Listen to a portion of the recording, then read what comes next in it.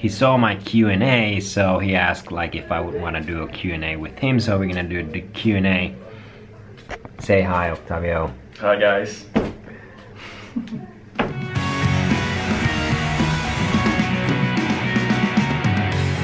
To the Q&A, shoot me. Yeah. Well, first thing to create context for the people that maybe is not that familiar with the subject. I would let you start explaining what content marketing is. Ooh, content marketing. The question was what content marketing is, and the context is, well, what the purpose, to be short about what is content marketing. It covers a whole lot, and you can basically do anything under the umbrella concept of content marketing. But where the heart is you as a company should help your prospective clients to achieve their goals by providing them free content that is helpful, that is educational, that is informational.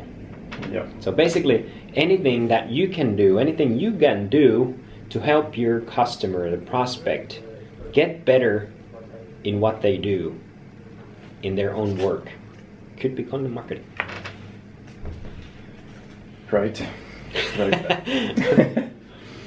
As I told you, I think I told you, I would really love to share that interview with my friends in Latin America. So I came up with that kind of questions, like the next one. Currently in Latin America, content marketing is growing so fast. It's growing very fast. And Spanish is the third language spoken on the internet. However, when you talk about marketing, most people just think of these tools: print, radio, TV, and the web. The so-called traditional channels. How to let brands know the real importance of content? How to let brands? That's a big question, bro. Yeah. That's a big question, bro. Yeah. Well, ultimately we have to talk about the paradigm shift of customer behavior. Yeah. You know, and basically what is the biggest devil in everything is interruption.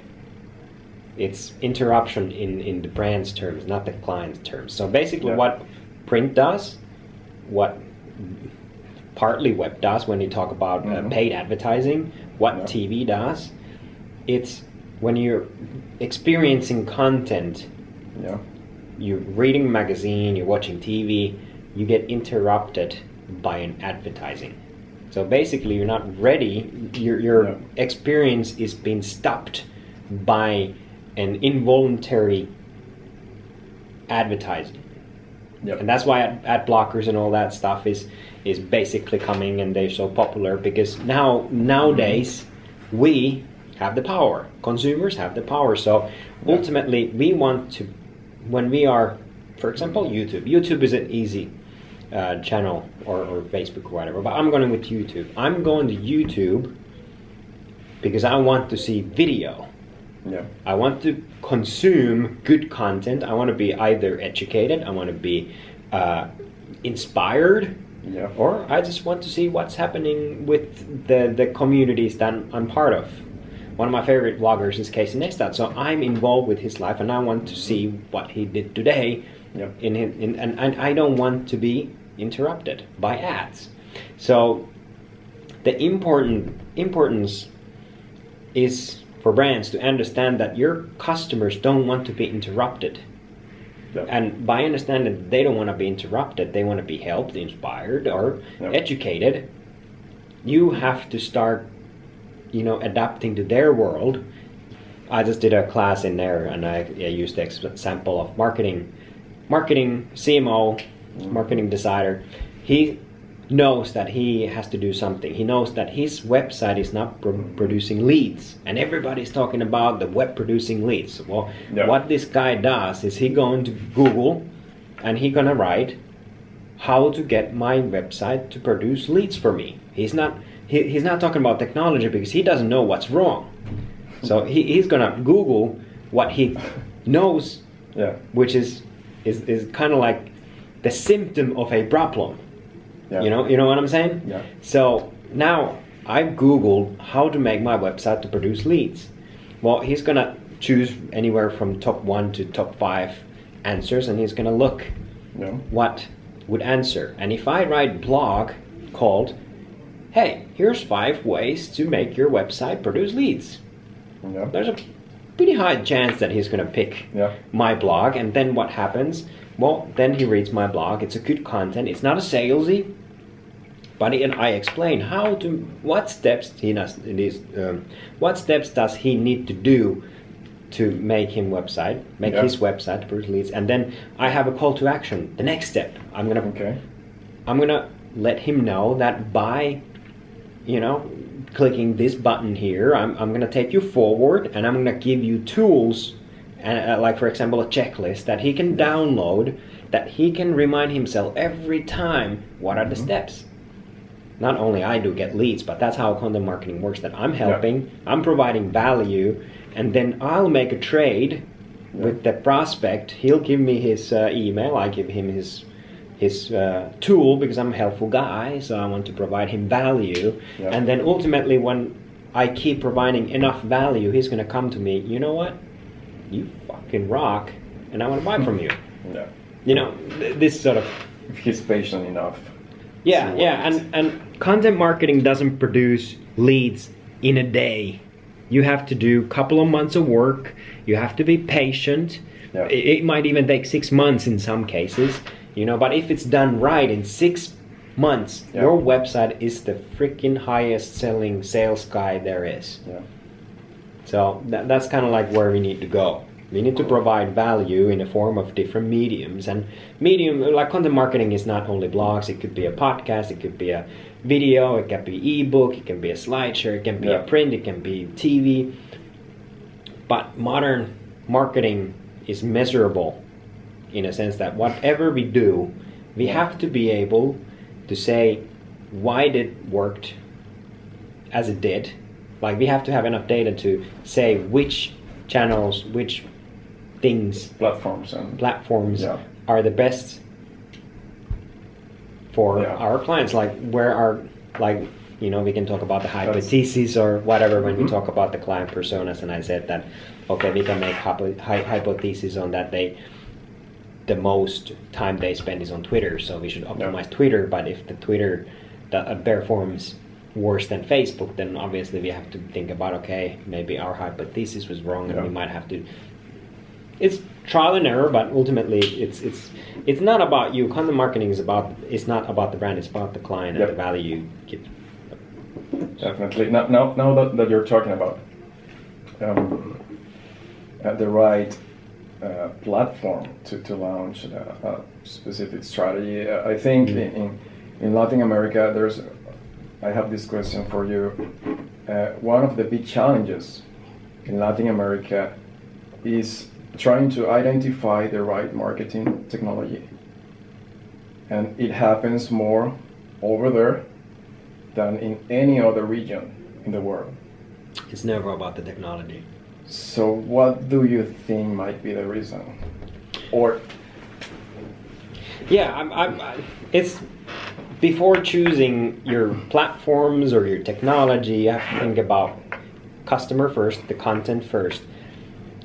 You are doing things on the terms of your customer or prospective. It's never like automation, for example. If you think marketing automation, you treat it as a silver bullet that it will fix everything. Woohoo! We got marketing automation, and then they notice like, well, actually it fixes nothing because we don't have the right processes to create content. We don't have enough data because we don't have enough traffic to our website, that we can't actually do anything. We have 0 conversion points, and we have no other kind of like SLAs or anything, sales level agreements, service level agreements. Okay. Like nothing is ready for us to implement automation. So it shouldn't be that we choose technology, and then we start thinking like, ooh, where we should be, or what should we do, or whatever. It always starts with defining.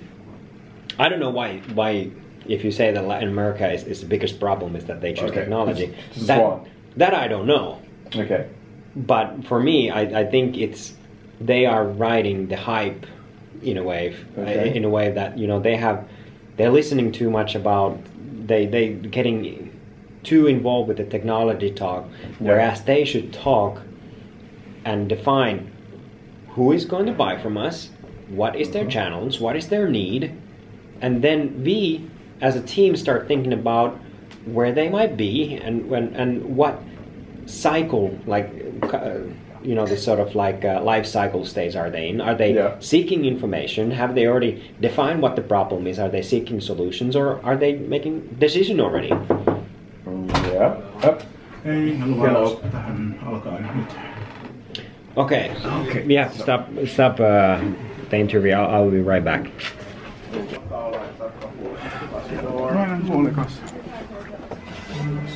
Actually, joo, ollaan aika hyvin.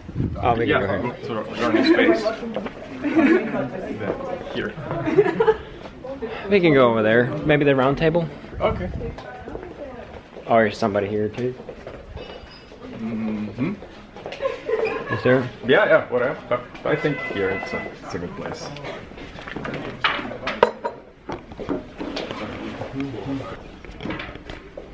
Sorry to make you all sick from shaky hands.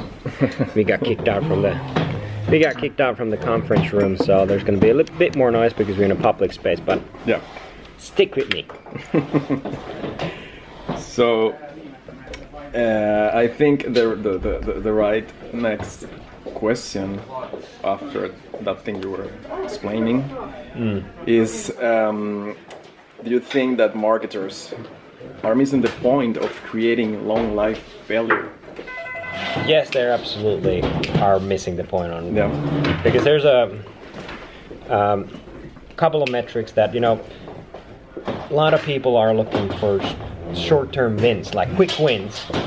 Whereas they don't realize, like, the longer your customers are staying with you, especially with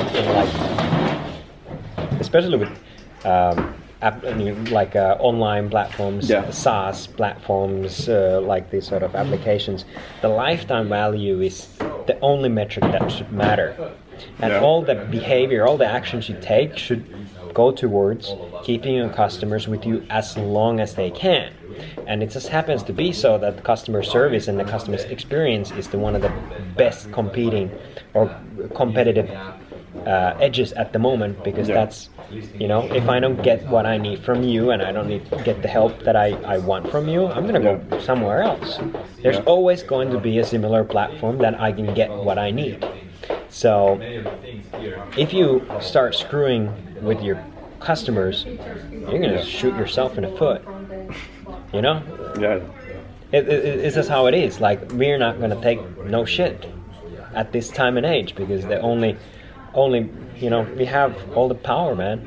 We got all the power. It is what it is. And and the worst case, they go complain on social media, and that message will go wide and far, not fight and war, but wide and far. You know, it's just like there's a statistics that says that negative messages go 11 times further than a positive one. So you see them. That's what internet. You follow the social media. You know what I'm talking about. You know, and it's just like, and it comes with content too. Like, once you close your customer, you should still give them value and show that you care. Like, there's still a place where you can nurture your customers, you can ask, you can still be actively suggesting content that, hey, we wrote this thing, we have this new thing, I think you're gonna find it valuable.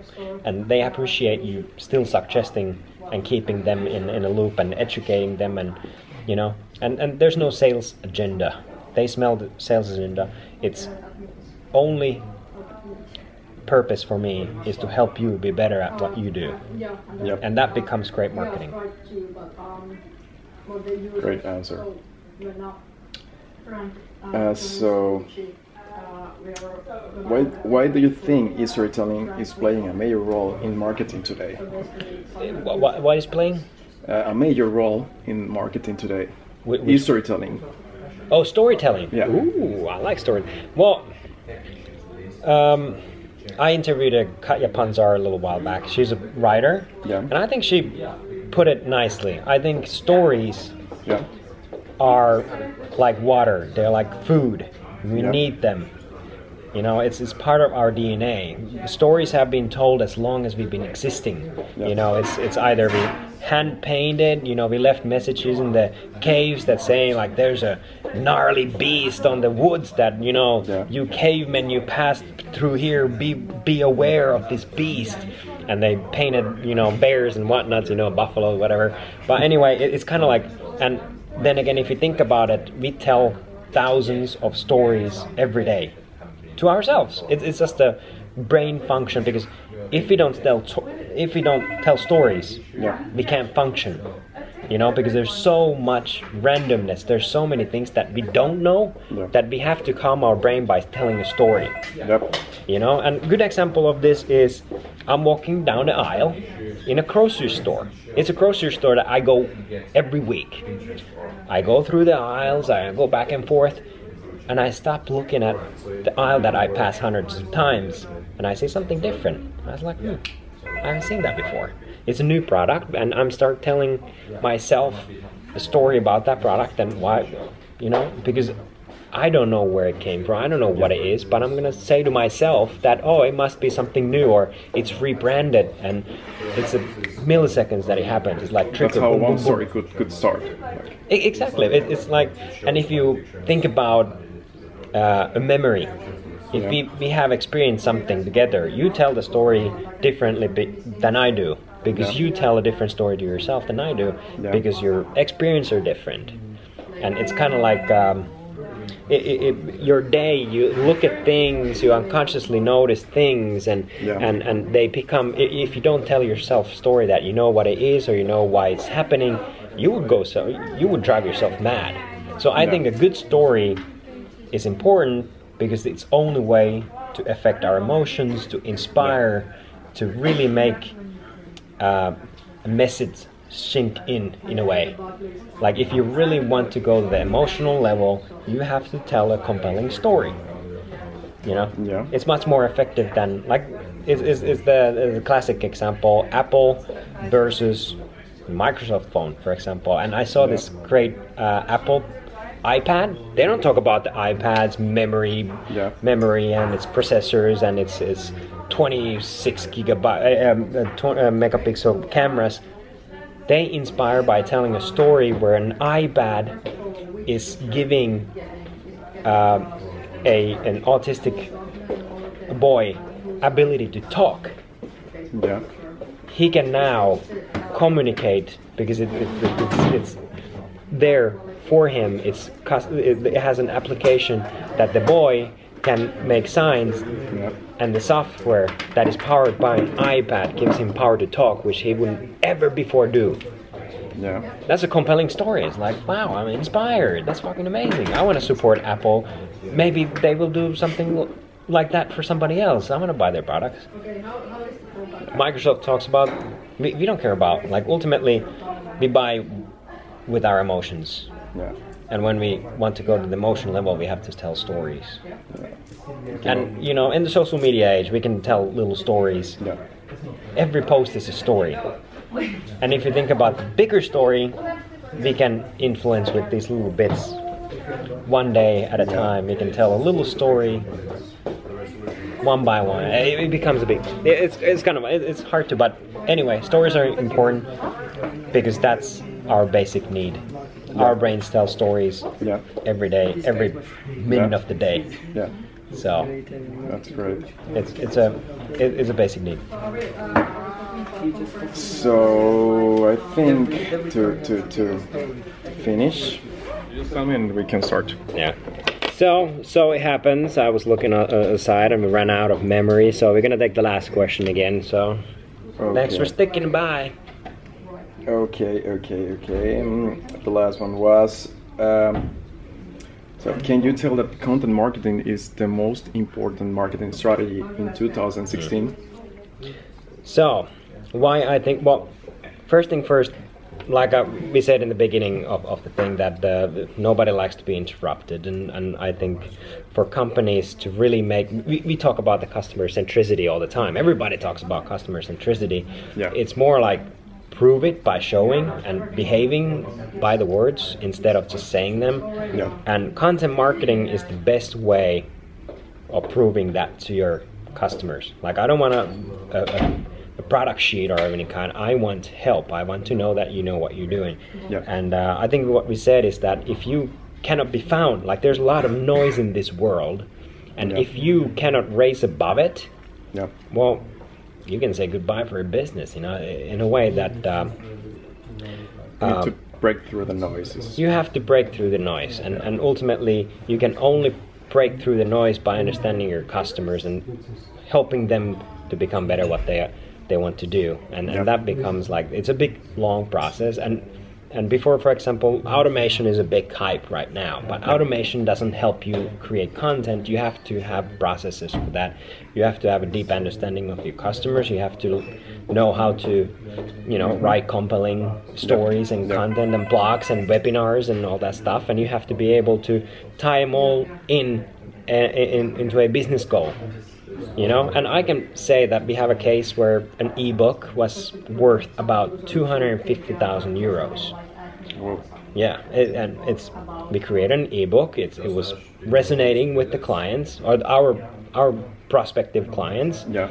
We wrote a lot of blogs, which we SEO optimized, so it's being found, and we obviously promoted in social media and used our own personal brands to drive traffic in there. We made sure that it's optimized so we get enough conversions, and all the blogs are, filled with CTAs, so they can move forward in the funnel. And ultimately, out of all the traffic, we nailed about 7 new customers and paid us a good amount of, and it's not one-time deal. It's a monthly recurring revenue that. That's great to know, because talking about numbers, I think at least 63% of inbound marketers in Latin America, they say that they're getting better results with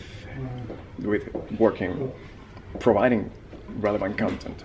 Yeah. In 2016, so. Yeah, because it's ultimately 70% of your buying cycle is done without a sales, because I'm gonna go online, I'm gonna seek the information, I'm gonna do the comparison. I'm pretty knowledgeable as a customer, so I know what questions to ask. So when I'm ready to buy, then I'm gonna call you or send you a message, and then it's about closing. But ultimately, that 70%, if you're not present in that 70%, you lost the game. So you have to be able to create relevant content so that you can make the right decision, and you have proven with the content that I'm the right guy. In that sense. So of course, people who write and create content and use content marketing always beat the guys who don't, because they have a huge leverage on that. That's awesome, and great answers. Thank you, man. And thank you, Joonas. Hey. So good. I hope you get some value. Make sure to subscribe if you want to listen to Q&A, and if you have any questions, comment below and I'll answer them back. And hopefully this was helpful. Great. It was. It was. Yeah.